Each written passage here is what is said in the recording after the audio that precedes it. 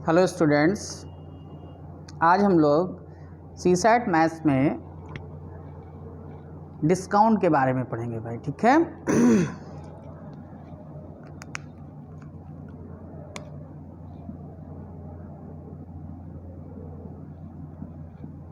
देखिए, डिस्काउंट को हिंदी में हम लोग क्या बोलते हैं? बट्टा। ठीक है। सबसे पहले हम लोग इसमें आज की क्लास में डिस्काउंट के बारे में पढ़ेंगे। देन उसके बाद हम लोग simple interest and compound interest के बारे में भी सीखेंगे। ठीक है। साधारण ब्याज और चक्रवृद्धि ब्याज क्या होता है, इसके बारे में भी पढ़ेंगे। तो सबसे पहला जो चीज़ हम सीखना चाह रहे हैं वो डिस्काउंट क्या है, बट्टा क्या है। ठीक है। लास्ट क्लास में हम लोगों ने प्रॉफिट एंड लॉस पढ़ा था। डिस्काउंट के बारे में अगर हम लोग बात करें तो उससे पहले आपको ये समझना होगा कि डिस्काउंट होता किस चीज़ पे है। जैसे मान लीजिए सपोज ये पेन, तो इस पेन को बनाने में कुछ लागत आई होगी जिसको हम लोग कॉस्ट प्राइस बोलते हैं। ठीक है। लागत मूल्य बोल सकते हैं, क्रय मूल्य बोल सकते हैं। अब इसको जब लागत मूल्य, मान लीजिए इसको बनाने में 5 रुपये का लागत मूल्य आया। अब हम चाहते हैं कि इसको जब बेचें तो कुछ हमें लाभ हो, तो हमने इसके ऊपर लिख दिया 10 रुपये। जब इस पर 10 रुपये लिख दिया, इसका मतलब क्या हुआ कि हमने इसका एक लिस्टेड प्राइस लिख दिया, MRP लिख दिया कि कितने रुपए, 10 रुपये।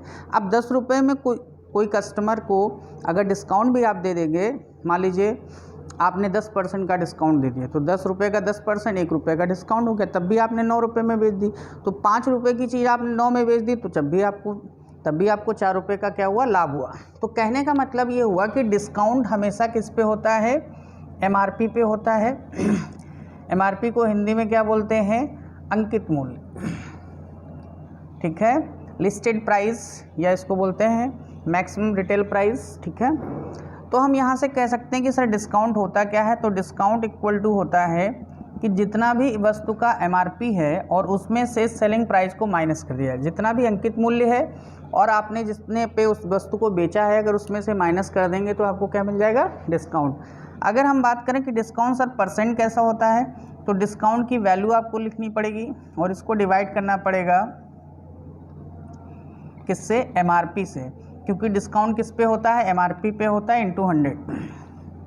ठीक है। हमने यूनिवर्सल कॉन्सेप्ट में आपको परसेंटेज निकालना सिखाया था कि जब भी परसेंट निकालते हैं तो given value divided by compare value into 100। तो यहाँ गिवन वैल्यू किसकी है, डिस्काउंट का ही परसेंट चाह रहे हैं, तो डिस्काउंट नोमिनेटर में होगा। कंपेयर क्योंकि डिस्काउंट MRP पे होता है इसलिए MRP डिवाइड में होगी, इंटू क्या हो जाएगा, 100। तो discount percent equal to discount upon MRP into 100। ठीक है। तो ये बेसिक चीज़ है जो आपको समझ में आनी चाहिए, नोट कर लीजिए।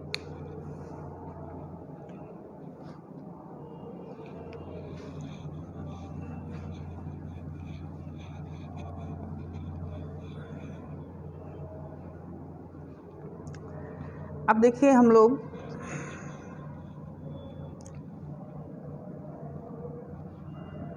टाइप नंबर 1 में क्वेश्चन करेंगे। पहला क्वेश्चन है MRP of an article is 1200 rupees. एक वस्तु का जो अंकित मूल्य है वो कितना है, 1200 रुपये है। We allowed 20% discount on it, ठीक है। Find its selling price.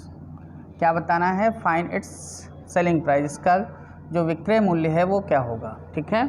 अब सिंपल सी बात ये है कि सर अगर हम इस क्वेश्चन का सलूशन देखें तो हम कह सकते हैं कि हमें MRP पता है 1200 रुपये है, तो हमने लिख लिया कि सर MRP कितना है, 1200 रुपये है। और इस 1200 पे हमें 20% की छूट हो गई। इसका मतलब हमने वस्तु को कितने में बेच दिया, 80% पे बेच दिया। और यहीं से हमें इसका सेलिंग प्राइस पता चल जाएगा, 960। वस्तु को हमने कितने में बेच दिया, 960 रुपये में। एकदम बेसिक क्वेश्चन। ठीक है। नोट कर लीजिए।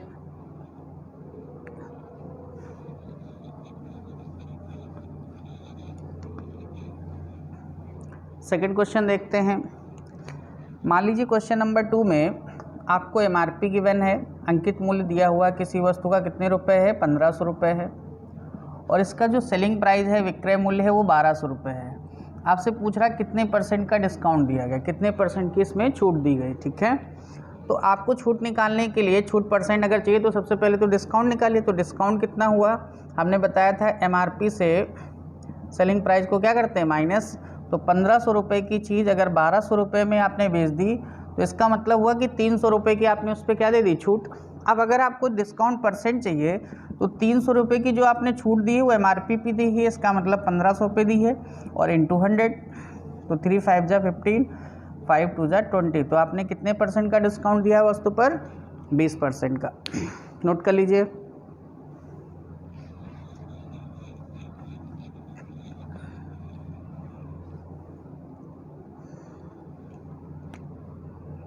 नेक्स्ट क्वेश्चन देखते हैं भाई। क्वेश्चन नंबर 3 है इसमें, एक वस्तु पर 3 क्रमिक छूटें 10%, 20% और 30% की प्राप्त होती हैं। 10%, 20% और 30% की प्राप्त होती हैं। तो इस वस्तु पर कुल छूट कितनी हुई, कुल छूट ज्ञात करें, ठीक है। इंग्लिश में क्वेश्चन हो जाएगा, we get 3 successive discount 10%, 20% and 30% on an article, then find its single discount या टोटल डिस्काउंट, ठीक है। अब इस क्वेश्चन को कैसे करेंगे ये समझने वाली बात है, ठीक है। देखिए सोल्यूशन में अगर आपको मान लीजिए यहाँ पर डिस्काउंट, ये तो पता है कि भाई डिस्काउंट किस पे होता है, MRP पे होता है। अगर आपको MRP नहीं गिवन है, जैसे इससे पहला सवाल हमने MRP गिवन था, वहाँ हमने तुरंत डिस्काउंट निकाल के सेलिंग प्राइस बता दी। तो अगर MRP नहीं गिवन है तो आप MRP को 100% मान सकते हैं। कब, जब % ज्ञात करना हो, और अगर वैल्यू ज्ञात करना हो, पैसा निकालना हो तो आप उसको X रुपये भी मान सकते हैं, ठीक है। अभी हमारे पास % निकालने की बात हो रही है, तो हमने MRP को मान लिया कितने रुपए, 100% है हमारा MRP, ठीक है। अंकित मूल्य कितना है, 100 रुपये। अब आप इस पर डिस्काउंट दे रहे हैं, पहला डिस्काउंट आपने दिया है इस पर 10% का, तो इसे कितने में बेच दिया, 90 में, 90/100। दूसरा 20 का दिया तो कितने में बेच दिया, 80/100। और तीसरा आपने 30 का दिया तो कितने में बेच दिया, 70/100। और यहाँ से जो हम कैलकुलेट करेंगे वो कौन सी चीज़ आएगी, सेलिंग प्राइस, विक्रय मूल्य। हमको पता चल जाएगा कि 100 रुपये की जो चीज़ थी वो कितने रुपए में बिक गई है, कितने रुपए में बेची गई है। देखिए कैलकुलेशन करते हैं, ये कैंसिल हो गया, ये 2 जीरो कैंसिल, ये कैंसिल हो गया। अब इसका मल्टीप्लाई, देखिए इस तरीके के डिवीजन में 10 से डिवाइड नहीं करना चाहिए क्योंकि 10 कंप्लीट डिवाइड होगा नहीं, तो इससे बेहतर है कि हम इसका मल्टीप्लाई कर लें। 9 × 8 72, और 72 का 7 से करेंगे तो 7 2 जा 14, 7 7 जा 49 और 150। अब यहाँ देखिए एक संख्या बाद दशमलव लगेगा क्योंकि नीचे डिवाइड में 10 है, तो ये हमारे पास सेलिंग प्राइस आ गया 50.4 हमारा क्या हो गया, सेलिंग प्राइस। अब आप मुझे बताइए कि अगर किसी चीज़ को हमने 50 रुपये 40 पैसे में बेच दिया तो हमने डिस्काउंट कितना दिया, हमने छूट कितनी दी। 100 रुपये की चीज़ अगर 50 रुपये 40 में इसमें बेच दी, इसका मतलब है 49.6% का हमने क्या किया, डिस्काउंट। कैसे, क्योंकि हमने ये देख लिया कि 100 से ये कितना कम है, तो 100 से कितना कम है, 49.6। आप चाहें तो 100 से इसको माइनस करके देख लीजिए, ठीक है, नोट कर लीजिए।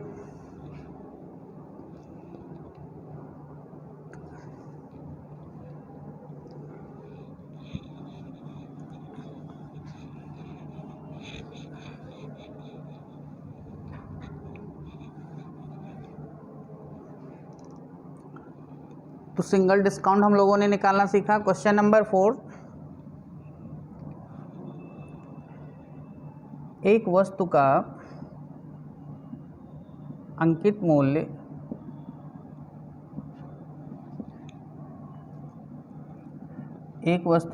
मूल्य है हमारे पास 8,000 रुपये। इस पर दो क्रमिक छूट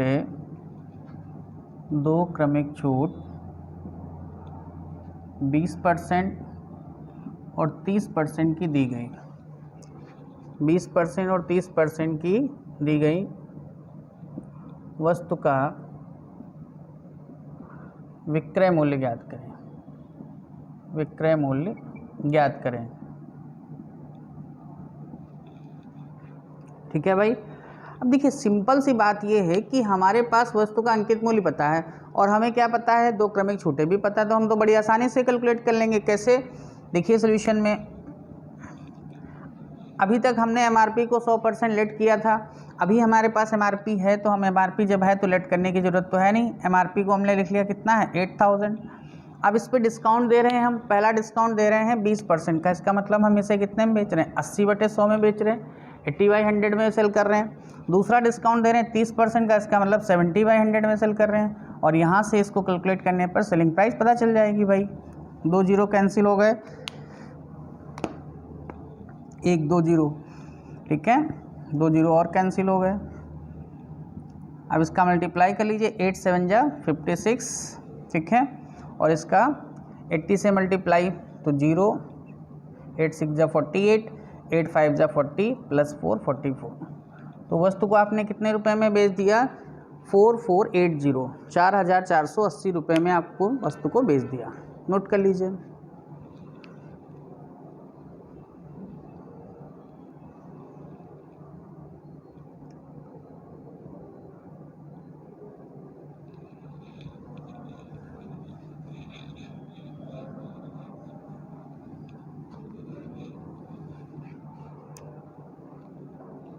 अगला क्वेश्चन देखिए, इसमें टाइप नंबर 1 में ही क्वेश्चन नंबर 5।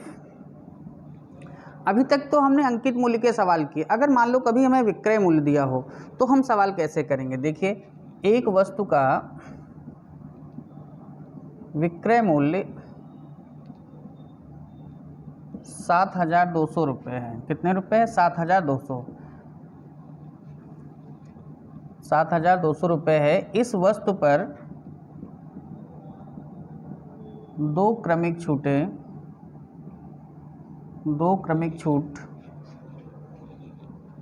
10% और 20% की दी गई। वस्तु का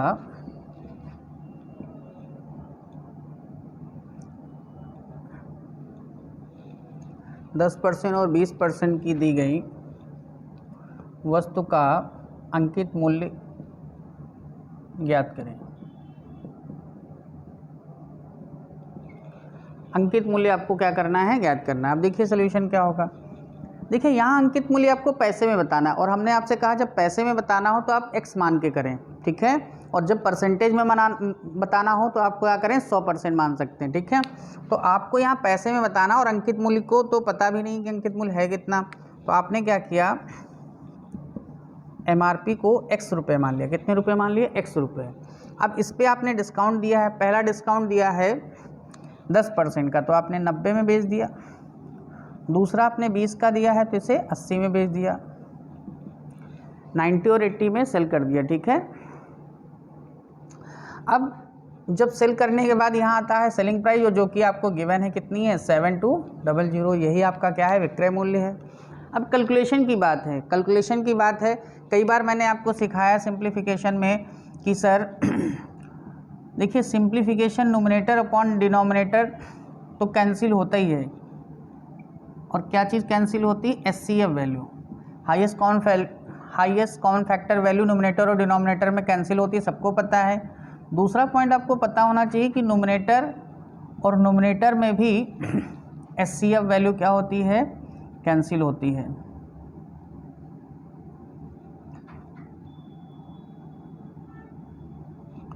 और तीसरा पॉइंट आपको पता होना चाहिए कि डिनोमिनेटर और डिनोमिनेटर में भी एचसीएफ वैल्यू कैंसिल होती है। कहने का क्या मतलब हुआ कि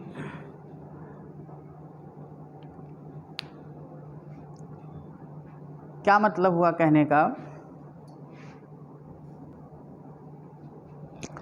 कि अगर कभी नोमिनेटर डिनोमिनेटर तो हम लोग सिंप्लीफाई करते हैं, अगर नोमिनेटर से नोमिनेटर करना हो तब भी कर सकते हैं, डिनोमिनेटर से डिनोमिनेटर। तो इस बात को जरा यहाँ इस क्वेश्चन में समझते हैं।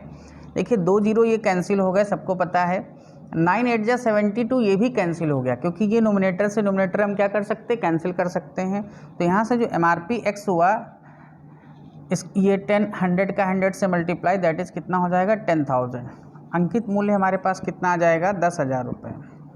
ठीक है, कितना आ गया 10,000 रुपये।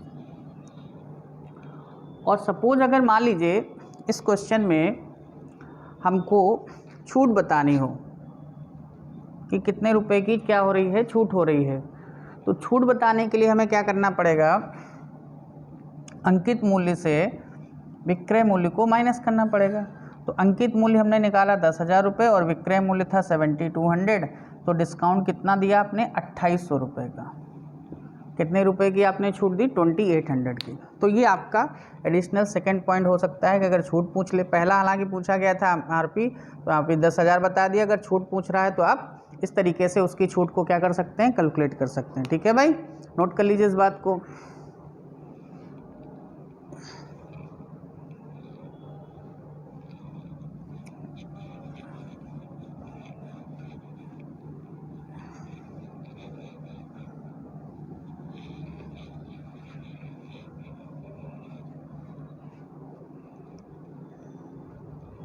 नेक्स्ट क्वेश्चन देखते हैं, क्वेश्चन नंबर 6। एक वस्तु का अंकित मूल्य 3,000 रुपये है। इस वस्तु पर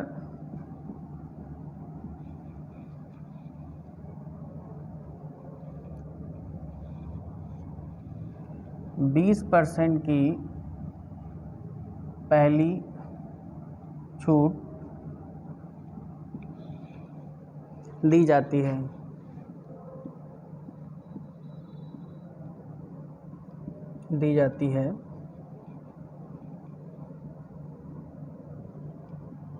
इस पर दूसरी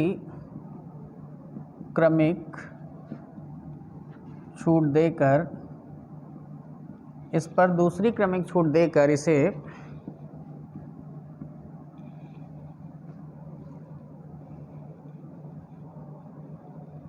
1,800 रुपये में बेच दिया जाता है। 1,800 रुपये में बेच दिया जाता है। तो दूसरी क्रमिक छूट ज्ञात करें। दूसरी क्रमिक छूट ज्ञात करें कि दूसरी क्रमिक छूट क्या होगी, ये बताना है आपको। अब देखिए क्वेश्चन का सलूशन क्या होगा। इसमें हमारे पास MRP भी है और हमारे पास क्या है, सेलिंग प्राइस भी, हमारे पास अंकित मूल्य भी और विक्रय मूल्य भी है। तो हम बड़ी आसानी से इस सवाल को करेंगे। हमने लिखा MRP, तो MRP कितना है 3,000 रुपये है। इस MRP पे 20% की पहली छूट हुई, तो हमने कहा कि सर ये 80% पे इसको बेचा गया होगा। ठीक है भाई, ये बात समझ में आ रही है। अच्छा, दूसरी क्रमिक छूट हमको नहीं पता है, कोई बात नहीं, हमने मान लिया इसको X% पे बेचा गया होगा छूट देने के बाद। तो X/100 इक्वल टू, यहाँ से सेलिंग प्राइस वो भी हमें पता है कितने में बेचा गया है, 1,800 रुपये में। ठीक है, तो अब यहाँ से हम ये निकाल लेते हैं कि ये X की वैल्यू क्या होगी। देखिए कैसे कैलकुलेट करेंगे। 2 2 4 0, 1 2 3 4 0 कैंसिल हो गए।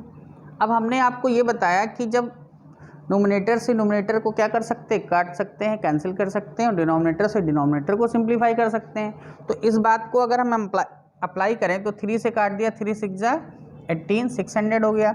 8 से कट किया, 8 7 जा 56 और 8 5 जा 40। तो यहाँ से जो X की वैल्यू आ गई वो 75% आ गई। और अगर यहाँ पर X 75% लिखा होगा तो आप मुझे बता सकते हैं कि सेकंड डिस्काउंट कितना हुआ होगा, 25% का। क्योंकि अगर कोई चीज़ 75% लिखी हुई है तो इसका मतलब है उस वस्तु पर डिस्काउंट कितना दिया गया है, 25% का, 25% का। नोट कर लीजिए।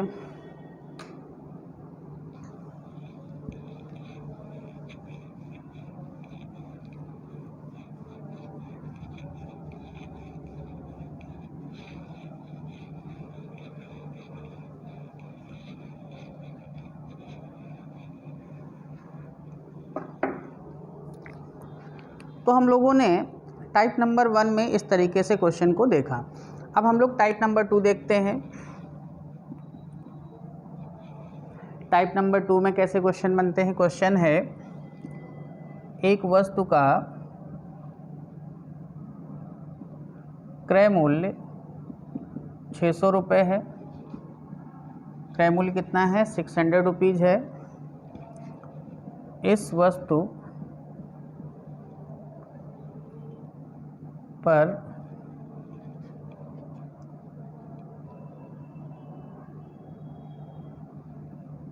25% की छूट देकर 20% का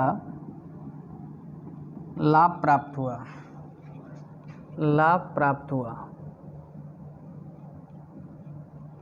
वस्तु का अंकित मूल्य बताएं।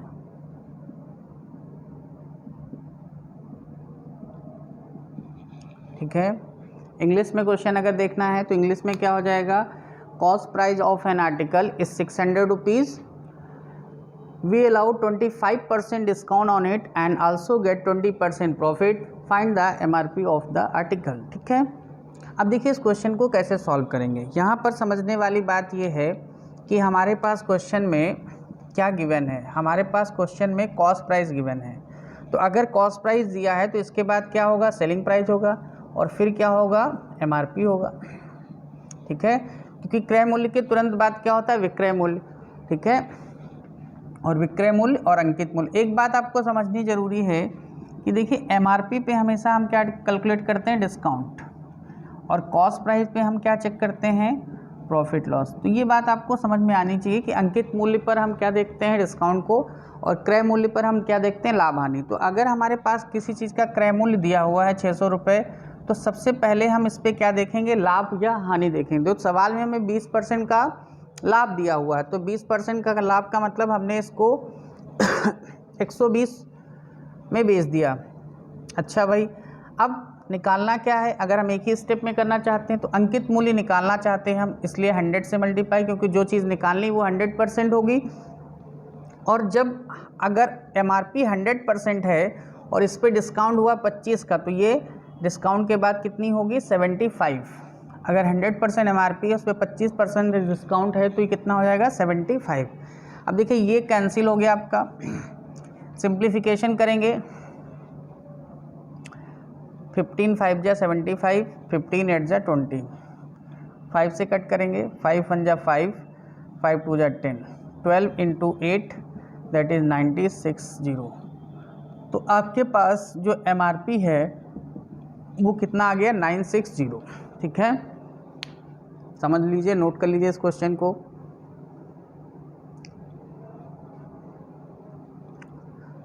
ठीक है भाई।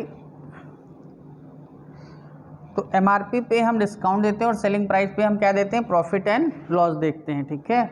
अगर हम इस क्वेश्चन का फॉर्मूला लिखना चाहें तो देखिए यहाँ से फॉर्मूला भी बनाया जा सकता है। MRP इक्वल टू होता है कॉस्ट प्राइस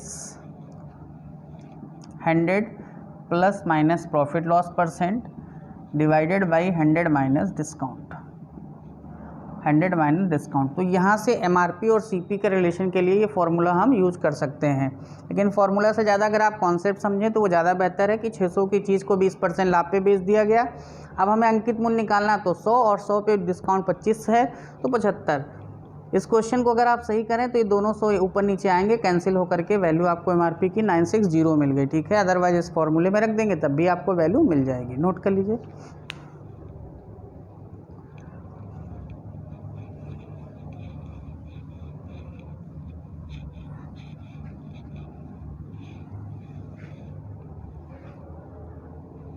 एक क्वेश्चन और देख लेते हैं जिसमें MRP गिवन हो। Question number 2, MRP of an article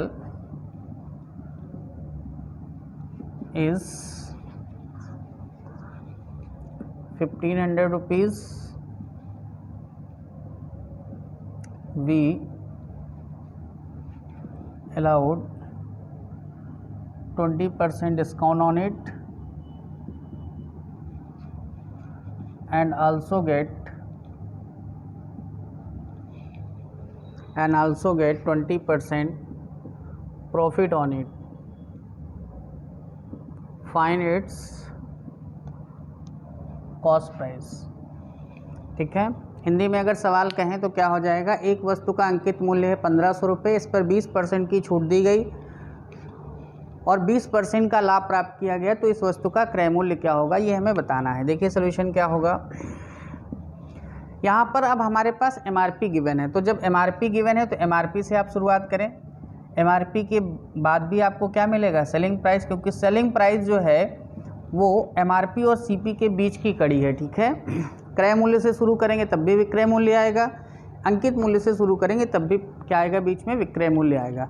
अब देखिए इस क्वेश्चन को समझते हैं। MRP हमारे पास दिया है कितना भाई, 1500 रुपये।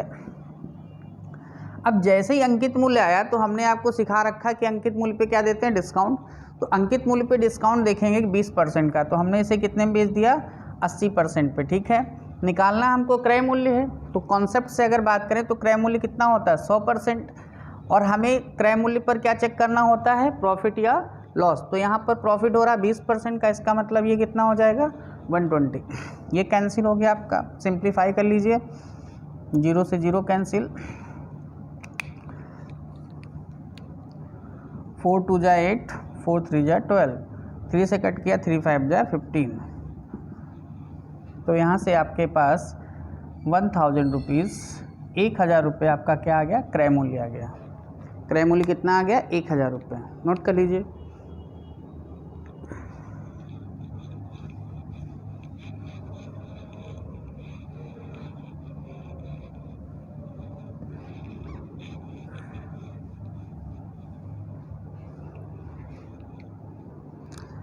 नेक्स्ट टाइप देखते हैं, टाइप नंबर 3 में कैसे क्वेश्चन बनते हैं। देखिए, एक वस्तु के अंकित मूल्य को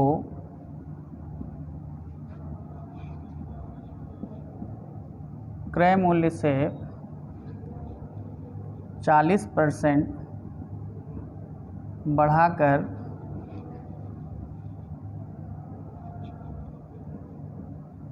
40% बढ़ाकर अंकित किया गया।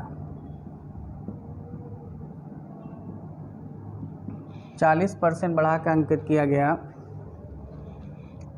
और इस पर 20% की छूट दी गई। इस पर 20% की छूट दी गई, तो लाभ अथवा हानि प्रतिशत क्या होगा, हानि प्रतिशत ज्ञात करें। ये है आपका टाइप नंबर 3 का पहला सवाल। ठीक है, क्या क्वेश्चन है इंग्लिश में, इंग्लिश में क्वेश्चन है MRP of an article, MRP of an article mark 40% more than CP, then we allow 20% discount on it, find profit loss percent. अब देखिए इस क्वेश्चन का सोल्यूशन क्या होगा, बड़ा सिंपल है। कॉन्सेप्ट से अगर आप करते हैं, कोई भी चीज़ आपको रटने की ज़रूरत नहीं है, कॉन्सेप्ट समझेंगे सारे सवाल लग जाएंगे, रटेंगे तो फिर आपको रटना ही पड़ेगा। तो देखिए यहाँ पर MRP पे तो आपको एक रिलेशन मैंने बताया था कि कॉस्ट प्राइस होती है, फिर सेलिंग प्राइस होती है और फिर क्या होती है, MRP होती। अब इससे पहले भी सवाल में कर रहे थे। अब ये परसेंटेज की बात हो रही है, तो जब परसेंटेज की बात हो तो आप चीज़ों को कितना परसेंट लेट करते हैं, 100%। और अगर आपको ये डिसाइड करना हो कि क्रय मूल्य या अंकित मूल्य में से हम किसे 100% माने, तो आप क्रय मूल्य को माने, क्योंकि पहले किसी चीज़ की लागत मूल्य आएगी, अंकित मूल्य बाद में आएगा। तो इसलिए 100% हम किसको मानेंगे, क्रय मूल्य को। अगर किसी चीज़ का क्रय मूल्य 100 रुपये है और उसका अंकित मूल्य 40% बढ़ा के अंकित किया गया, तो आप मुझे बता सकते हैं कि अंकित मूल्य उस वस्तु का कितना होगा, 140 रुपये। 100 रुपये की चीज़ को 40% बढ़ाया गया तो कितना हो गया, 140। अब हमसे कह रहे हैं कि इस पर 20% की छूट दी गई, तो आप मुझे इस पर 20% की अगर छूट दें 40 पे, तो कितने में बेचेंगे, 80 में बेचेंगे। और कैलकुलेट करके बताइए कि इसका सेलिंग प्राइस कितना हो जाएगा, 112 रुपये। कितना हो जाएगा सेलिंग प्राइस, 112 रुपये। देख लीजिए भाई, 100 रुपये की चीज़ को 40% बढ़ा के अंकित किया गया 140, और इस 140 पर 140 पर हमने 20% का डिस्काउंट किया, तो 14 8 जा कितना होता है 112। ठीक है, तो अब आप मुझे बताओ कि 100 रुपये की चीज़ 112 रुपये में बिक गई, 100 रुपये की चीज़ अगर 112 में बिक गई तो आपको प्रॉफिट हुआ या लॉस? सर प्रॉफिट हुआ। कितने परसेंट का? 12% का। कितने परसेंट का प्रॉफिट हुआ? 12% का। नोट कर लीजिए।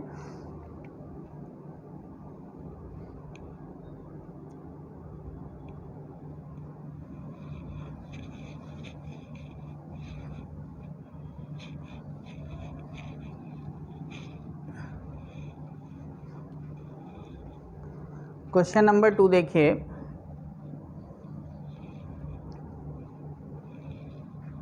एक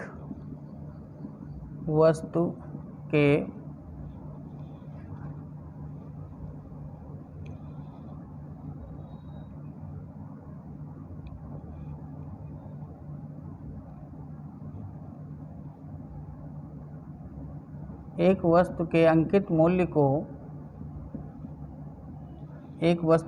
मूल्य को क्रय मूल्य से कितने परसेंट बढ़ाकर अंकित किया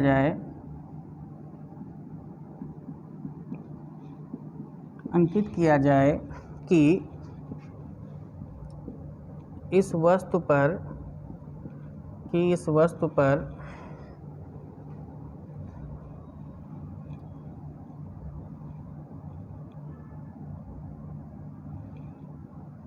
25% की छूट देकर 20% का लाभ हो।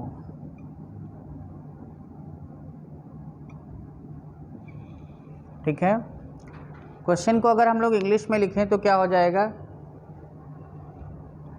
MRP of an article what percent mark more than CP, then we allow 25% discount on it and also get 20% profit. कि 25% की छूट देकर हमें 20% का क्या हो जाए, इस पर लाभ प्राप्त हो जाए। तो देखिए इस क्वेश्चन को भी हम अपने कॉन्सेप्ट से ही करेंगे, कोई ट्रिक हमें नहीं यूज करनी है। कॉन्सेप्ट हमारा कहता है कि सबसे पहले कौन सी चीज़ आई? क्रय मूल्य आया, फिर कौन सी चीज़ आई? विक्रय मूल्य आया, और फिर हमारे पास MRP। ठीक है भाई, तो क्रय मूल्य हमारे पास कितना है? 100 रुपये है। हम इस पे 20% का लाभ, क्योंकि क्रय मूल्य के बाद तुरंत हम क्या चेक करते हैं? लाभ देखते हैं। तो 20 रुपये का लाभ हो रहा है, इसका मतलब इस वस्तु का विक्रय मूल्य कितना है? 120 रुपये है। अच्छा, हमें क्या निकालना है? अंकित मूल्य। हमें क्या निकालना है? अंकित मूल्य। तो हम क्या करेंगे? इस वस्तु पर अंकित मूल्य निकालने के लिए हम इसे कितने से मल्टीप्लाई करेंगे? 100 से, क्योंकि निकालने वाला परसेंट अंकित मूल्य है 100%, और हमें डिस्काउंट भी दिया है कितने का? 25 का। तो यहाँ पर ये वैल्यू कितनी हो जाएगी? 75। अंकित मूल्य निकालना इसलिए 100। ये बात आपको मैंने पढ़ाई भी है कि वैल्यू हमेशा ऊपर रखी जाती है, उसका करस्पॉन्डिंग परसेंट वैल्यू नीचे होता है, और फाइंडिंग परसेंट वैल्यू कहाँ होता है? नीचे होता है। वैल्यू ऊपर होती, करस्पॉन्डिंग परसेंट वैल्यू नीचे होती, और फाइंडिंग परसेंट वैल्यू क्या होती? मल्टीप्लाई होती। तो अगर वैल्यू सेलिंग प्राइस की 120 है, निकालना है हमें MRP 100%, 25% का डिस्काउंट हुआ, दैट्स वाई 75। हेल्प करेंगे, 25 4 जा 25 3 जा, 3 से कट किया, 3 4 जा 12। तो यहाँ से हमारे पास MRP आ गया कितना? 160 रुपये। ये हमारे पास MRP आ गया। अब क्वेश्चन अभी समाप्त नहीं हुआ। क्वेश्चन ने ये नहीं पूछा कि अंकित मूल्य बताओ, उसने ये पूछा कि कितने परसेंट बढ़ा के अंकित किया गया। तो 100 रुपये की चीज़ को अगर 160 रुपये लिखा है, तो आप मुझे बताइए कितने परसेंट बढ़ाया गया भाई? 60% बढ़ाया गया। क्वेश्चन का आंसर क्या होगा? 60%। 60% बढ़ा के अंकित किया गया। नोट कर लीजिए।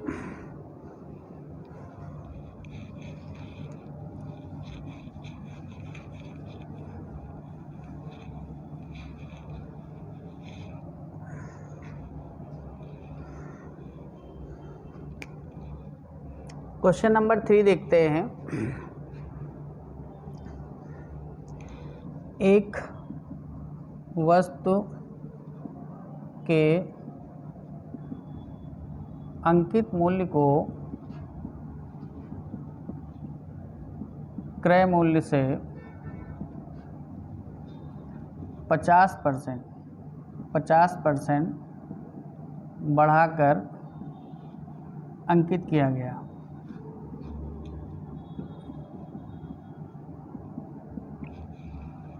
%50 बढ़ा के अंकित किया गया। इस वस्तु पर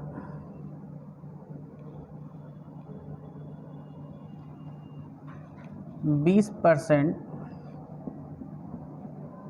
का लाभ प्राप्त हुआ। 20% का लाभ प्राप्त हुआ तो 20% का लाभ प्राप्त हुआ तो इस वस्तु पर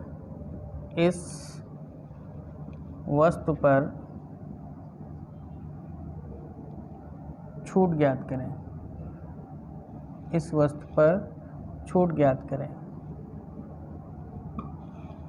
तो क्वेश्चन अगर हम लोग देखें तो क्वेश्चन इंग्लिश में क्या हो जाएगा कि MRP of an article mark 50% more than CP and we also get 20% profit on it, find discount %। कितने % की छूट होगी ये हमें बताना है। अब देखिए क्वेश्चन का सोल्यूशन, सेम कॉन्सेप्ट है हमारे पास, कॉस्ट प्राइस, फिर सेलिंग प्राइस और फिर MRP। अब यहाँ पर देखिए सबसे पहले हमने आपको बताया है कि क्या लेट करते हैं, क्रय मूल्य को। तो क्रय मूल्य हमने मान लिया सर कितने रुपए होगा, 100 रुपये, ठीक है। अब 100 रुपये की चीज़ को बढ़ा के आपने कितना अंकित किया है, 50 रुपये। तो इसका मतलब हो गया कि हमारे पास जो अंकित मूल्य होगा वो कितना हो जाएगा, 150 रुपीज़। 150 रुपये हमारे पास क्या हो जाएगा, अंकित मूल्य हो जाएगा। यहाँ तक बात समझ आई। अब आपसे कह रहे हैं कि 20% का हमें लाभ हुआ, मतलब ये भी पता चल गया कि इस वस्तु को बेचा भी कितने में गया है, 120 में। तीनों वैल्यू पता, 100 में खरीदा, 20 रुपये का लाभ है, 120 में बेचा गया और अंकित मूल्य कितना है, 150। अब आप मुझे बताइए अगर हम इस पर डिस्काउंट निकालना चाहते हैं, छूट % चाहते हैं, तो 150 की चीज़ अगर 120 में बेच दी तो 30 रुपये की छूट दी गई। और किस पे दी गई, अंकित मूल्य 150 पे × 100। तो आपको पता चल गया कितने % की डिस्काउंट दिया गया आपको, 20% का। कितने % का डिस्काउंट दिया गया, 20% का। नोट कर लीजिए।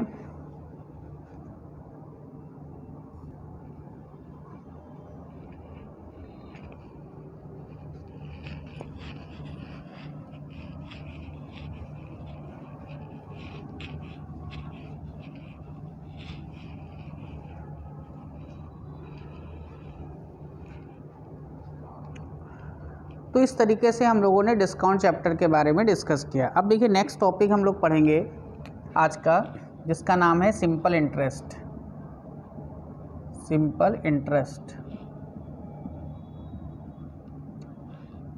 सिंपल इंटरेस्ट को हम लोग हिंदी में बोलते हैं साधारण ब्याज। क्या बोलते हैं, साधारण ब्याज। साधारण ब्याज की एक खास बात होती है। क्या सर खास बात होती है कि साधारण ब्याज जो होता है वो प्रतिवर्ष समान रहता है। हर साल क्या रहता है, समान रहता है। जबकि आगे चलकर जब हम आपको कंपाउंड इंटरेस्ट पढ़ाएंगे तो आप समझेंगे कंपाउंड इंटरेस्ट पहले साल तो साधारण ब्याज जैसा रहता है, लेकिन दूसरे साल क्या होता है, ब्याज के ऊपर भी ब्याज देता है। अगर जैसे इस बात को समझना है, मान लीजिए हमने एक एग्जाम्पल लिया, 10% दर है और हम आपसे कहें कि पहले साल फर्स्ट ईयर जो है वो सिंपल इंटरेस्ट कितना होगा, तो सर 10 ही रुपये होगा। अच्छा, कंपाउंड इंटरेस्ट कितना होगा, ये भी सर 10 ही रुपये होगा, क्योंकि पहले साल दोनों ही क्या रहते हैं, सेम रहते हैं। सेकेंड ईयर सर क्या होगा, सेकेंड ईयर ये तो 10 ही रुपये रहेगा, क्योंकि कंपाउंड जो सिंपल इंटरेस्ट है वो प्रतिवर्ष क्या रहता है, समान रहता है, तो 10 ही रुपये रहेगा। लेकिन कंपाउंड इंटरेस्ट के साथ क्या होगा कि 10 तो मिलेगा ही, और जो 10 रुपये मिल चुका है, ब्याज के ऊपर भी ब्याज देने वाला है कंपाउंड इंटरेस्ट, इसलिए 10 पे भी ब्याज देगा, और जो कि कितने रुपए होगा, 1 रुपये, और टोटल आपको कितना मिलेगा कंपाउंड इंटरेस्ट, 11 रुपये। तो ये इसका बेसिक कॉन्सेप्ट है कि साधारण ब्याज हमेशा समान रहता है। चक्रवृद्धि ब्याज पहले साल तो साधारण ब्याज जैसा रहता है, दूसरे साल क्या करता है, ब्याज के ऊपर ब्याज देता है। तो मतलब जितना हमें ब्याज मिल चुका है उस पर भी हमें क्या मिलेगा, ब्याज मिलेगा। ये दोनों में क्या है, बेसिक डिफरेंस है। हम डिस्कस कर रहे हैं साधारण ब्याज को। तो साधारण ब्याज के हम लोग जानते हैं कुछ बेसिक फॉर्मूले हैं। कैसे, सिंपल इंटरेस्ट इक्वल टू होता है PRT अपॉन 100। SI माने साधारण ब्याज, P स्टैंड करता है प्रिंसिपल, इसको हिंदी में बोलते हैं मूलधन। R फॉर रेट माने दर, T स्टैंड फॉर टाइम समय, ठीक है। एक और वेरिएबल आएगा अभी ए, जिसको हम अमाउंट बोलेंगे। अमाउंट क्या होता है अभी बताते हैं हम आपको। अमाउंट को हिंदी में क्या बोलते हैं, मिश्रधन बोलते हैं, ठीक है। और इस पूरे चैप्टर में एक वेरिएबल और यूज होता है जिसका एन का मतलब होता है टाइम्स, टाइम्स का मतलब होता है गुना। क्या मतलब होता है, गुना, ठीक है।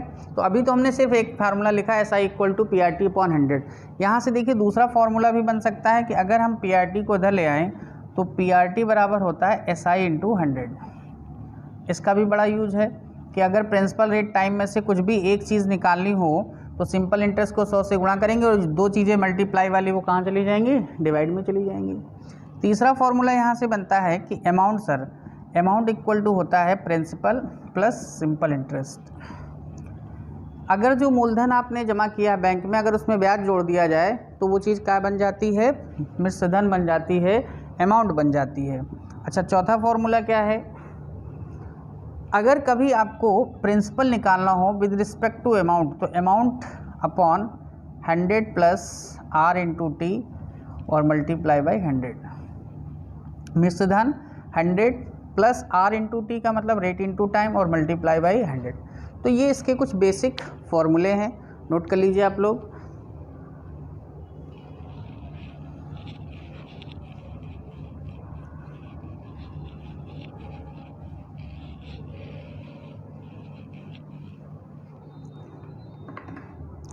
अब जब बेसिक फॉर्मूले पढ़े हैं तो हम इसमें बेसिक इसके टाइप कुछ पढ़ लेते हैं। टाइप नंबर 1 में बेसिक क्वेश्चंस कर लेते हैं।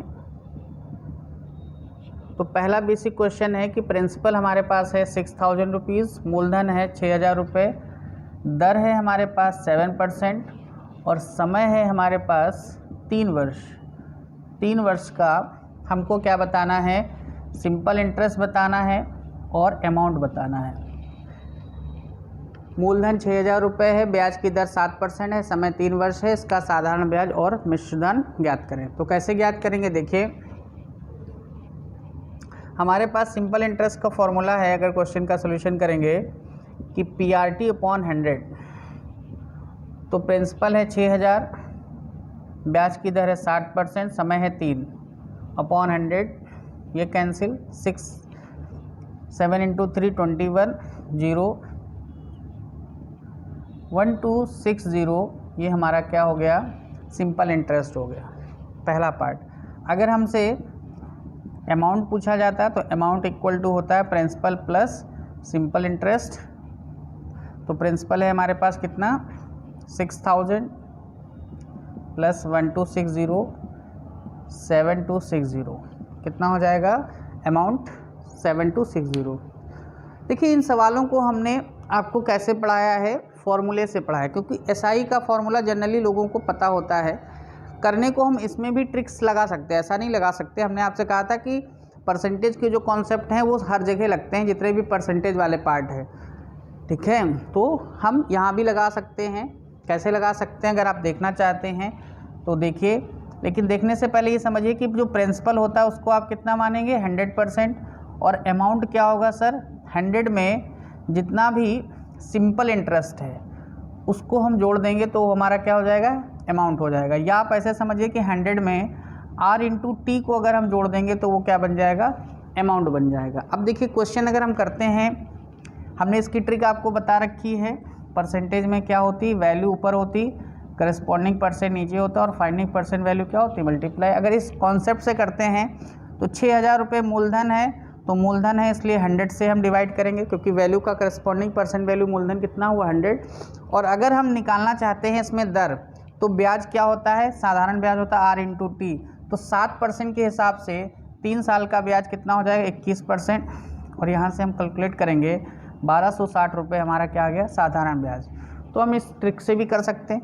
अगर मान लो ट्रिक से हमें दूसरा सवाल करना होता है, अमाउंट निकालना होता है, तब हम क्या करते हैं, 6000 रुपये बटे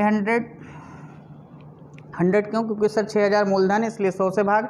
अब हमें चाहिए अमाउंट, तो अमाउंट सर क्या होता है, 100 में रेट और टाइम जुड़ जाता है, तो 100% में अगर 7 × 3 21% और जुड़ जाएगा तो अमाउंट डायरेक्ट कितना हो जाएगा 121। कैलकुलेट करेंगे यहाँ से तो हमें मिलेगा 7260, ये हमारा क्या है अमाउंट है। ठीक है, तो हमने आपको दोनों बातें बताई, हम बेसिक से भी कर सकते हैं और ट्रिक से भी कर सकते हैं, जो आपको बेहतर लगता है आप नोट कर लीजिए।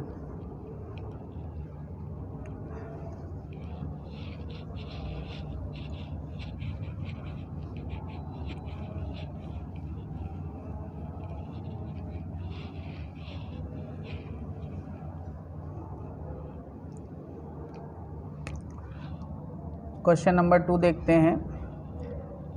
टाइप नंबर 1 पढ़ रहे हैं हम लोग। क्वेश्चन नंबर 2 क्या होगा?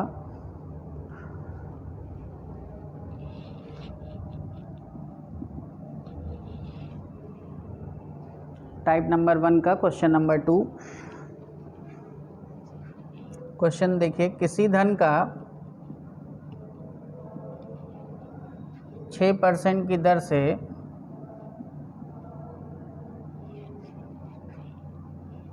5 वर्ष का साधारण ब्याज सिंपल इंटरेस्ट 1200 रुपये है, तो वह धन ज्ञात करें। धन ज्ञात करें इंग्लिश में हो जाएगा simple interest of any principal at the rate of 6% in 5 year is 1200, find its principal. तो देखिए बेसिक अगर फॉर्मूला आप लगाना चाहते हैं तो PRT बराबर क्या होता है SI × 100। तो प्रिंसिपल आपको निकालना है, रेट है 6% × 5, साधारण ब्याज है 1200 रुपये × 100। ठीक है, सिंप्लीफाई करना हमने बताया कि न्यूमरेटर से न्यूमरेटर कैंसिल होता है, तो इस चीज़ को कैंसिल कर दीजिए। 6 2 × 12, 5 4 × 20, तो यहाँ से प्रिंसिपल आ जाएगा 4000। ठीक है, अगर आप ट्रिकी कॉन्सेप्ट लगाना चाहते हैं तो सर क्या होगा, तो ट्रिकी कॉन्सेप्ट में वैल्यू हमारे पास है 1200 रुपये, ये वैल्यू साधारण ब्याज की है, तो साधारण ब्याज क्या होता है दर गुणे समय, तो 6% के हिसाब से 5 साल का ब्याज कितना हुआ 30%, और हमें मूलधन निकालना × 100। तो यहाँ से भी हम निकाल सकते हैं कि प्रिंसिपल कितना आ जाएगा 4000। तो दोनों ही चीज़ें आपके साथ में चलती हैं, चाहे आप ये मेथड करें या फिर ये करें।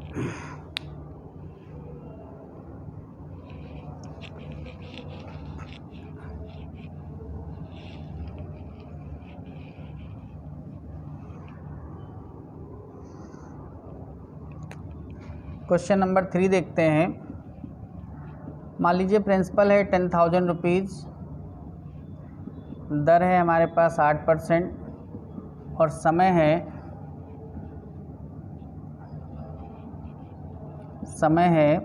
3 वर्ष 4 महीने। 3 वर्ष 4 महीने का हमको साधारण ब्याज बताना है, सिंपल इंटरेस्ट बताना क्या होगा। तो देखिए कैसे करेंगे इस सवाल को। सबसे पहले हम साधारण ब्याज बराबर क्या होता है PRT / 100। सोल्यूशन देखेंगे तो प्रिंसिपल है हमारे पास 10,000 रुपये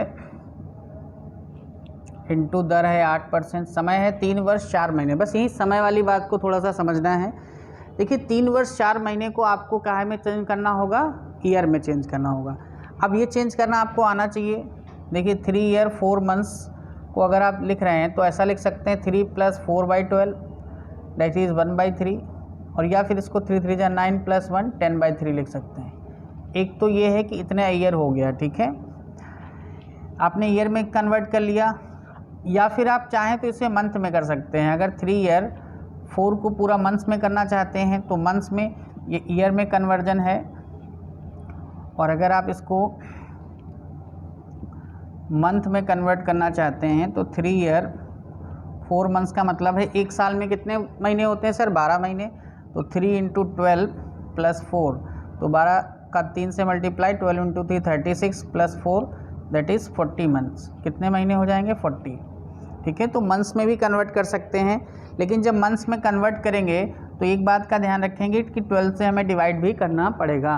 ठीक है, अब देखिए यहाँ पर अगर हम इसको मंथ्स में कर लेते हैं तो 12 × 3 36 + 4 40 मंथ्स हो गए, और इसको ईयर के लिए कितने से डिवाइड करेंगे 12 से, और ऑलरेडी यहाँ पर 100 डिवाइड में ही होता है। सॉल्व करेंगे, 2 जीरो कैंसिल हो गया, 4 2 जा 8, 4 3 जा 12, ये हो जाएगा हमारा 8 0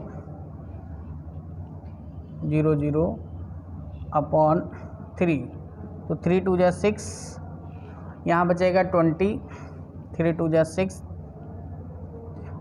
3 2 जा 6 हो गया 20, 3 6 जा 18, 3 6 जा 18, 3 6 जा 18.66 रुपये,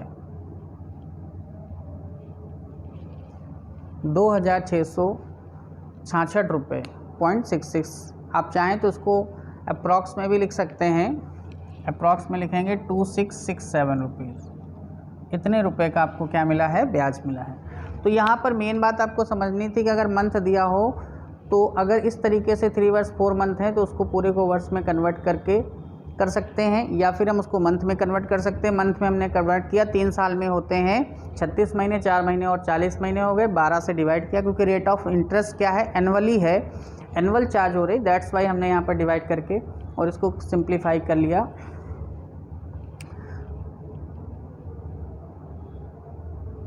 ठीक है, नोट कर लीजिए।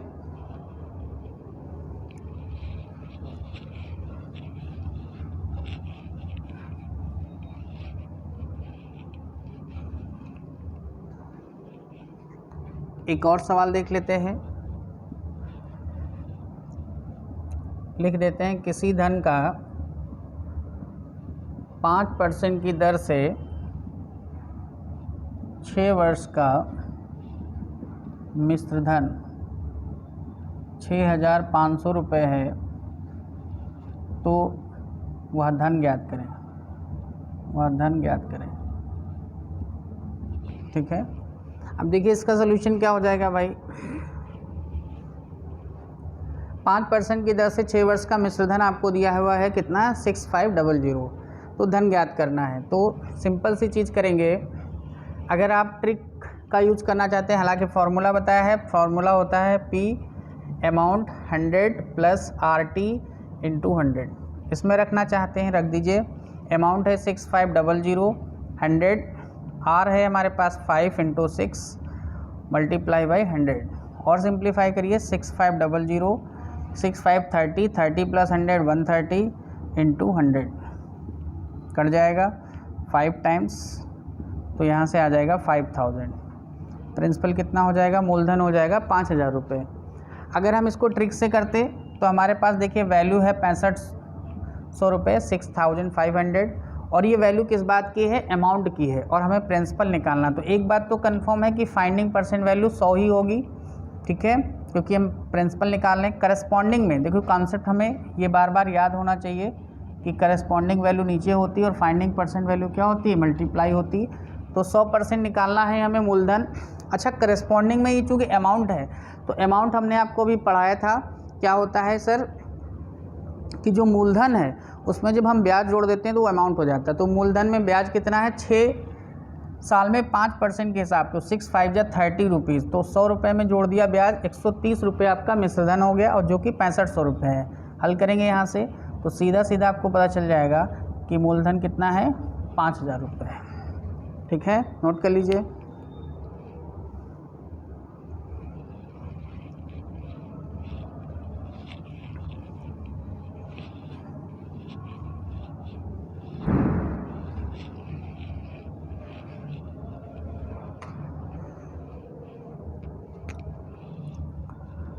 टाइप नंबर 2 के सवाल करते हैं, सेकंड टाइप के सवाल।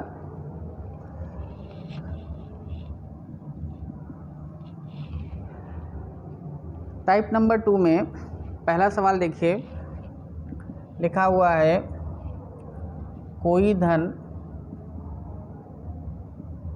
साधारण ब्याज की दर से, सिंपल इंटरेस्ट की दर से, साधारण ब्याज की दर से 10 वर्षों में 3 गुना हो जाता है। 3 गुना हो जाए तो दर ज्ञात करें। इंग्लिश में क्वेश्चन हो जाएगा any principal at the rate of simple interest becomes 3 times in 10 year, find rate of interest. ठीक है, अब देखिए इसका क्वेश्चन का सोल्यूशन कैसे करेंगे हम। मल्टीपल तरीके हैं इस क्वेश्चन को करने के। ठीक है, बहुत सारे मेथड हैं। एक तो जैसे बेसिक मेथड है, बेसिक मेथड अगर हम लगाते हैं तो देखिए समझने वाली बात है कि हम प्रिंसिपल नहीं पता तो हमने प्रिंसिपल 1 रुपये मान लिया, 1 मान ले, 100 मान ले, 10 मान ले, 1000 मान ले, जो मन करे वो आप मान सकते हैं। लेकिन इतना ध्यान रखना कि जो माना है उसी के अकॉर्डिंग अमाउंट बनेगा। अगर 1 रुपये है तो अब 3 गुना हो गया, मतलब अब कितने रुपए हो गया, 3 रुपये। अगर 1 रुपये माना है तो कितने रुपये अमाउंट हो गया, 3। और ऐसा कब हुआ है, समय भी बताया गया, कितने वर्षों में, 10 वर्षों में। अगर हम बेसिक कॉन्सेप्ट लगाएं, कौन सा, PRT बराबर SI इंटू 100, तो इस क्वेश्चन को कैसे करेंगे। प्रिंसिपल है 1 रुपये, ब्याज हमको R पता करना है, समय है 10 वर्ष। अच्छा, ब्याज कितना हुआ, अगर 1 रुपये 3 रुपये बन चुका है तो ब्याज कितने रुपये हुआ, 2 रुपये। भाई 1 रुपये आपने बैंक में जमा किया, 3 रुपये मिल रहे हैं आपको, तो ब्याज के रूप में कितने रुपये मिल रहे हैं, 2 रुपये। तो 2 रुपये ब्याज है इंटू 100। सॉल्व करेंगे, ये कैंसिल, तो यहाँ से R आ जाएगा कितने परसेंट, 20%। ब्याज की दर कितनी आ गई, 20%। आप अगर इसे फॉर्मूले से करना चाहते हैं, ट्रिक से करना चाहते हैं तो फॉर्मूला है, या आप ट्रिक समझना चाहते हैं, N1 ट्रिक है N-1 into 100 equal to R into T। तो इस मेथड से भी कर सकते हैं। 3 गुना हो गया तो 3 - 1 हमने बताया था, N गुना को बताता है, तो 3 - 1 2 इंटू 100, और हमें R पता करना, समय 10, तो यहाँ से भी हमारे पास दर कितनी आ जाएगी, 20%। ठीक है, तो 2 तरीके से हम कर सकते हैं, नोट कर लीजिए।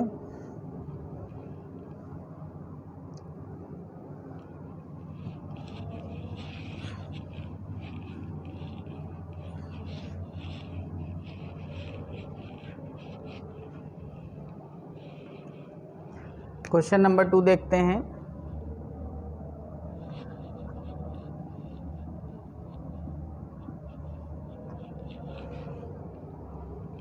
क्वेश्चन नंबर 2 है, किसी धन का साधारण ब्याज, किसी धन का साधारण ब्याज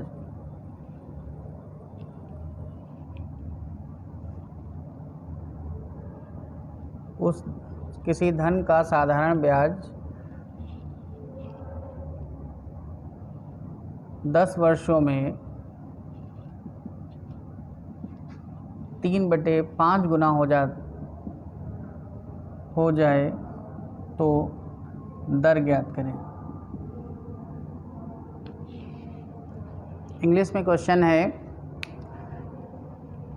simple interest of any principal, simple interest of any principal becomes 3/5 times in 10 years, find rate of interest. अब कि आपको सिंपल इंटरेस्ट डायरेक्ट दिया हुआ है, तो अगर आप बेसिक कॉन्सेप्ट लगाते हैं इस क्वेश्चन में, तो देखिए प्रिंसिपल है 1 रुपये मान लिया आपने, साधारण ब्याज अब निकालना नहीं है क्योंकि वो दिया हुआ 1 रुपये का 3/5 करेंगे तो 3/5 रुपये हो जाएगा। अच्छा, समय भी दिया है आपको, कितना समय दिया हुआ है, 10 वर्ष। ठीक है, अब कैलकुलेशन कैसे करेंगे, आपको बताया है, फॉर्मूला होता है बेसिक, PRT बराबर SI इंटू 100। प्रिंसिपल 1 रुपये है, दर आपको पता करना है, R आपको निकालना है, और समय है 10 वर्ष, साधारण ब्याज है 3/5 इंटू 100। ये कैंसिल हो जाएगा, 5 2 जा 10, तो यहाँ से R बराबर आ जाएगा 6%। ब्याज की दर कितनी आ जाएगी, 6%।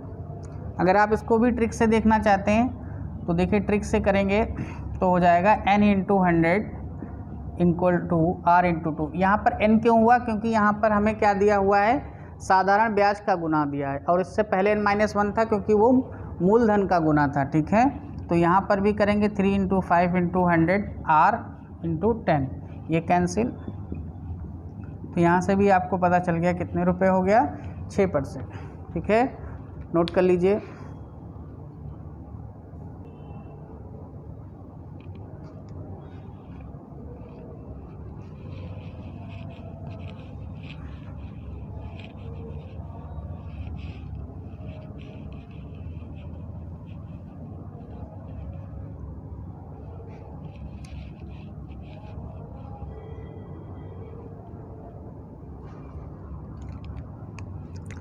टाइप नंबर 3 पढ़ते हैं। तो टाइप नंबर 3 में एक क्वेश्चन कैसे पूछा जाता है, कोई धन सिंपल इंटरेस्ट साधारण ब्याज की दर से, सिंपल इंटरेस्ट की दर से 5 वर्षों में 3 गुना हो जाता है। 5 वर्षों में 3 गुना हो जाता है। तो इसी साधारण सिंपल इंटरेस्ट की दर से, इसी साधारण ब्याज की दर से कितने वर्षों में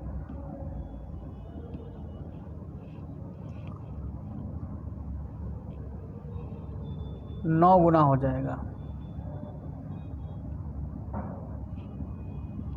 कितने वर्षों में 9 गुना हो जाएगा। ठीक है, ये क्वेश्चन है। इंग्लिश में क्वेश्चन हो जाएगा,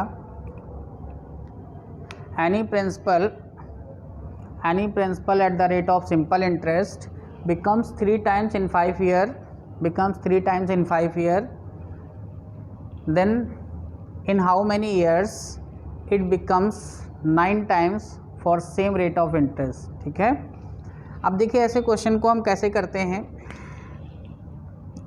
करने को हम इसको भी बेसिक से कर सकते हैं, ठीक है, लेकिन यहाँ पर हमें क्या है, अमाउंट को 2 बार लेना पड़ेगा और फिर ये भी देखना पड़ेगा कि कौन सी चीज़ कांस्टेंट है, रेट कांस्टेंट है। तो अगर इतना नहीं समझना चाहते तो आप इस क्वेश्चन में डायरेक्ट ट्रिक ही यूज कर लीजिए।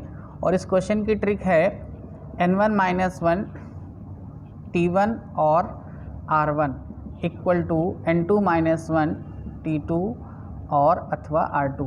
ये क्या मतलब है, n मतलब n for times t for, देखिए n जो है वो गुना को बताता है, कितने गुना हो रहा है, टाइम्स को बताता है, और ये t है इस समय को बताता है, ये दर बताता है। अब यहाँ पर समय और दर में से कोई एक चीज़ दी जाती है और एक चीज़ क्या होती है, कांस्टेंट होती है इस क्वेश्चन में। जैसे यहाँ दर कांस्टेंट है, हो सकता है अगले सवाल में आपका समय कांस्टेंट हो। तो सवाल को बड़ी आसानी से कर सकते हैं।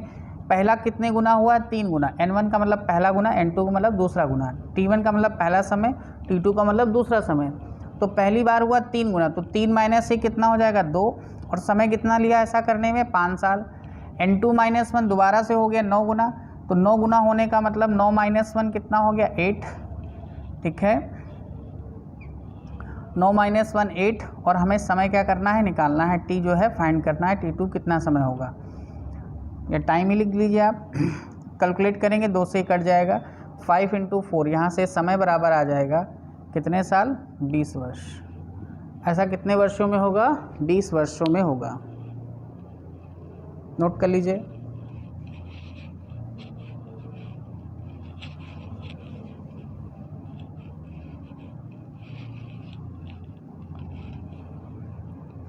एक और क्वेश्चन देख लेते हैं इस पे,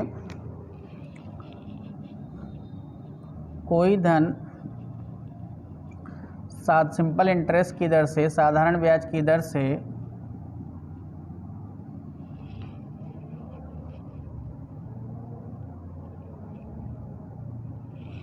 एक सेकेंड, कोई धन 7% साधारण ब्याज की दर से एक निश्चित समय में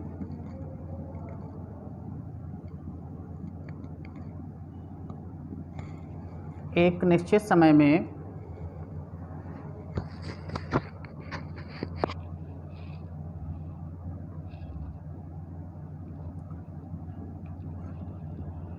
4 गुना हो जाता है।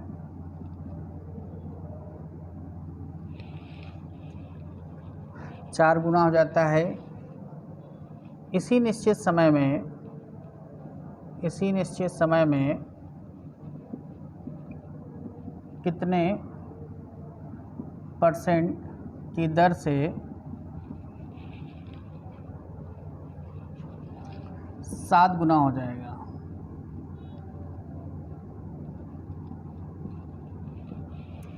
इंग्लिश में हो जाएगा any principal at the rate of 7% becomes 4 times in a certain time, then find at what % rate of interest it becomes 7 times in same time या in certain time, ठीक है। तो अभी देखिए इस क्वेश्चन में आपको फॉर्मूला भी हमने बताया था n1 - 1। अब यहाँ पर देखिए R1 दिया है तो R1 यूज करेंगे और n2 - 1 R2 यूज कर लेंगे। तो पहली बार कितना गुना है 4, तो 4 - 1 कितना हो जाएगा 3, और दर कितनी है 7%। दूसरी बार है 7 गुना, तो 7 - 1 6, और दर आपको क्या करनी पता करनी है। तो यहाँ से कैलकुलेट करेंगे तो R बराबर हो जाएगा कितने %, 14%। कितने % की दर हो जाएगी 14%। नोट कर लीजिए।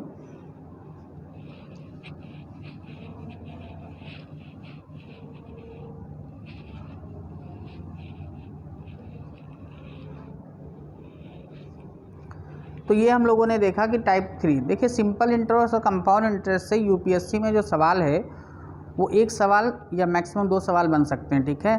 तो इसलिए हमें ये समझना ज़रूरी है कि कौन कौन सी चीज़ें हमें इसमें मेन आनी चाहिए। तो ये 3 चीज़ें हम लोगों ने बेसिक पढ़ा, ठीक है। उसके बाद टाइम्स वाले सवाल करे हैं।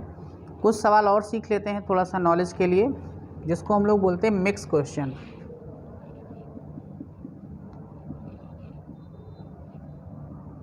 ठीक है। मिक्स क्वेश्चन समझ लेते हैं। तो मिक्स क्वेश्चन समझने के लिए क्वेश्चन लिख लेते हैं। पहला क्वेश्चन है, कोई धन साधारण ब्याज की दर से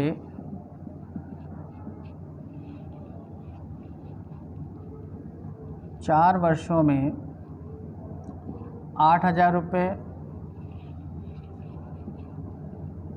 हो जाता है।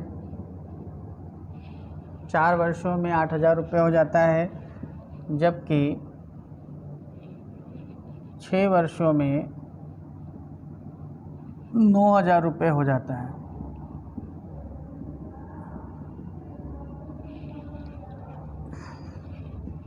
मूलधन और दर ज्ञात करें।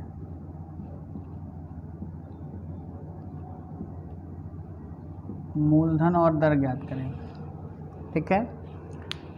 क्वेश्चन इंग्लिश में हो जाएगा, any principal at the rate of simple interest become 8,000 in 4 years and become 9,000 in 6 years, find the principal and rate of interest. तो ऐसे सवालों को हम कैसे करेंगे, देखिए भाई बड़ा सिंपल सा कॉन्सेप्ट है कि भाई 4 साल में 4 ईयर में 8,000 रुपये हो गया, और ये हो गया तो मतलब ये अमाउंट हुआ कहीं ना कहीं, जबकि 6 साल में कितना हो गया 9,000 रुपये, ये भी दूसरा अमाउंट हुआ।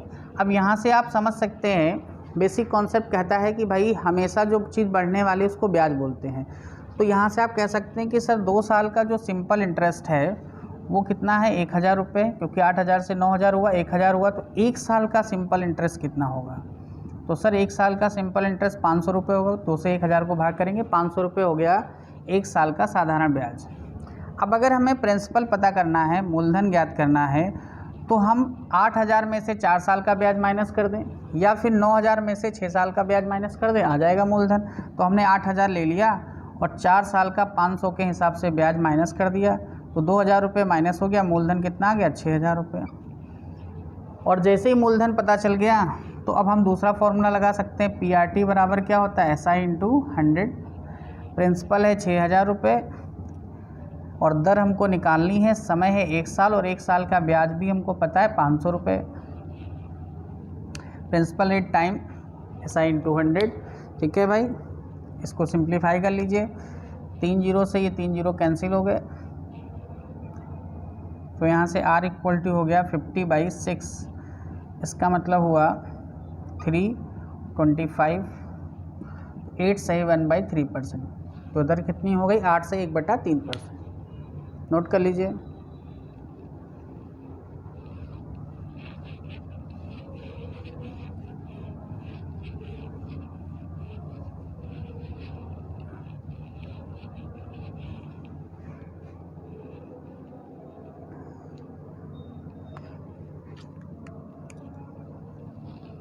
एक क्वेश्चन और देख लेते हैं। क्वेश्चन नंबर 2 देखिए, यदि साधारण ब्याज की दर 3%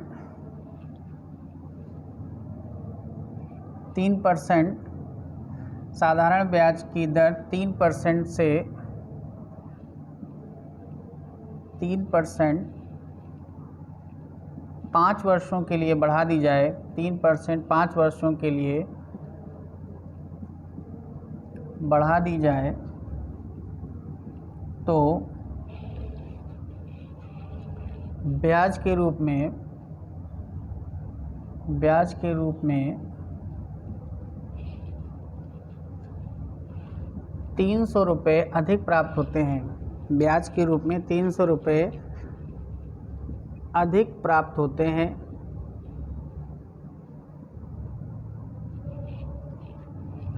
तो मूलधन और दर बताएं। मूलधन और क्या बताएं? दर बताएं। तो सिंपल सी बात है कि यहाँ पर हमें वास्तविक दर नहीं पता। हमें ये पता है 3% बढ़ा दी गई, और हमें ये भी नहीं पता कि वास्तविक ब्याज कितना। ये पता है कि 3% ब्याज हमको बढ़कर मिला है। तो हम कॉन्सेप्ट लगाएंगे सिंपल, PRT बराबर SI इंटू 100 का। ठीक है, सोल्यूशन के लिए।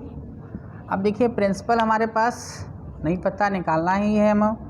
तो PR 3% बढ़ाया गया, कितने साल के लिए? 5 साल के लिए। तो साधारण ब्याज कितना बढ़ गया? 300 रुपये इंटू 100। हल करेंगे 15 दूनी 30, तो यहाँ से मूलधन आ जाएगा 2000 रुपये। कितना रुपये मूलधन आ जाएगा? 2000। क्योंकि ये बढ़ा हुआ ब्याज है तो बढ़ा हुआ पैसा, इसलिए आपस में इक्वल हो पाया। लेकिन अगर हमें यहाँ पे दर पता करनी हो तो हम इसका आंसर देंगे CND, can not be determine, निर्धारित नहीं कर सकते। क्यों? क्योंकि दो चीज़ें एक इक्वेशन में सॉल्व नहीं हो सकती, ना तो दर पता है और ना ही वास्तविक हमको ब्याज पता है। ठीक है, नोट कर लीजिए।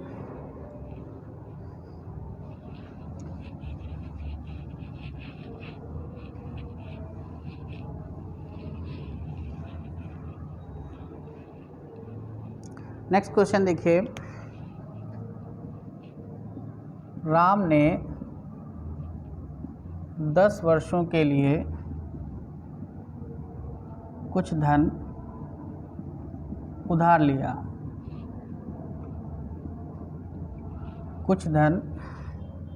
लिया। यदि पहले 5 वर्षों में साधारण ब्याज 6%, अगले 3 वर्षों में, आगे 3 वर्षों में सिंपल इंटरेस्ट 8% और अंतिम 2 वर्षों में सिंपल इंटरेस्ट 10% है। कितना है? 10%।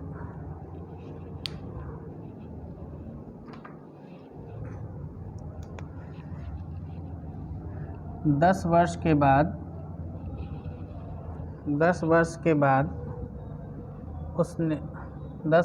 बाद राम ने 3700 रुपीज़ ब्याज के दिए। तो उसने कितना धन उधार लिया था? ठीक है, तो क्वेश्चन है इंग्लिश में,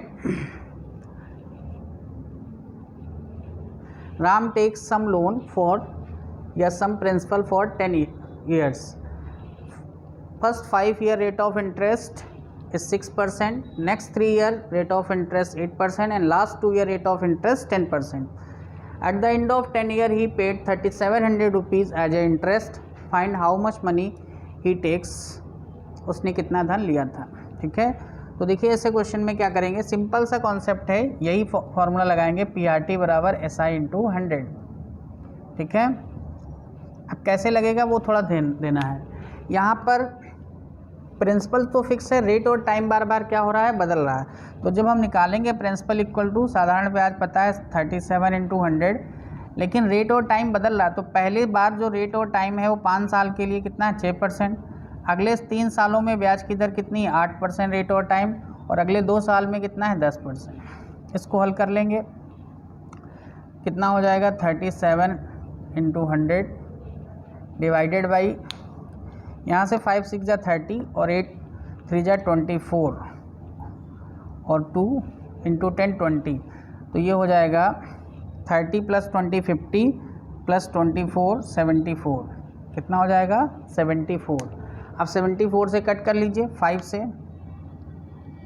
ये 5 टाइम्स कट जाएगा, तो यहाँ से आपका आ जाएगा 5000 रुपये। तो उसने कितना धन उधार लिया था 5000 रुपये। इसलिए कहते हैं कि भैया ब्याज पे पैसा लेना अच्छी बात नहीं है, क्योंकि 5000 रुपये आपने लिया और 3700 रुपये आपने क्या दे दिया, ब्याज दे दिया। ठीक है, इसलिए ब्याज से बचिए। और इस ब्याज के चैप्टर को हम लोगों ने भी कंप्लीट कर लिया है। ठीक है, नोट कर लीजिए आप लोग। तो आज की क्लास में हम लोग इतना ही करेंगे।